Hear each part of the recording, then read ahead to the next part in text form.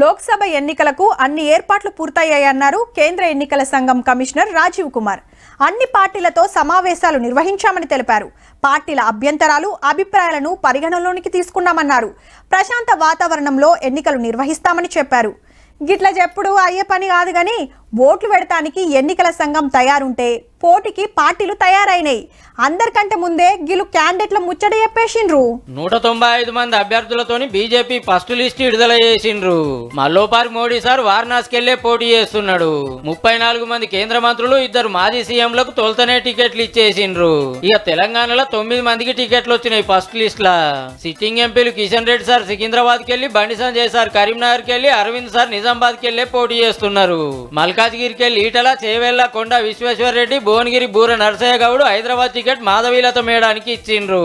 నిన్ననే బీఆర్ఎస్ కెళ్లి బీజేపీలకు వచ్చిన sitting MP BB Patil sir కు జైరాబాద్ టికెటే పక్కా అయింది. పార్టీ మారి వచ్చిన లీడర్ కు టికెట్ ఇవ్వద్దని అలా అధ్యక్షుల వారు కిషన్ రెడ్డి సార్ ముంగట లొల్లి చేసిన పాటిల్ సార్ పేరే ఫైనల్ అయింది. ఇక బీజేపీలో చేరికైన BRS Nagarkurnool sitting MP Ramulu sir ticket కొడుకు భరత్ కి ఇచ్చిండ్రు. మనతానం మొత్తం 17 ఎంపీ సీట్లుంటే ఇంకో 8 సీట్లకు క్యాండిడేట్ల పేర్లు చెప్పేది ఉన్నది. మొత్తంగా చూస్తే 195 సీట్లకు టికెట్లు ఇచ్చిన వాళ్ళ దాంట్లో 28 మంది మహిళలు, 47 మంది యువకులు, 27 మంది ఎస్సీలు, 57 మంది ఓబీసీలు ఉన్నారు.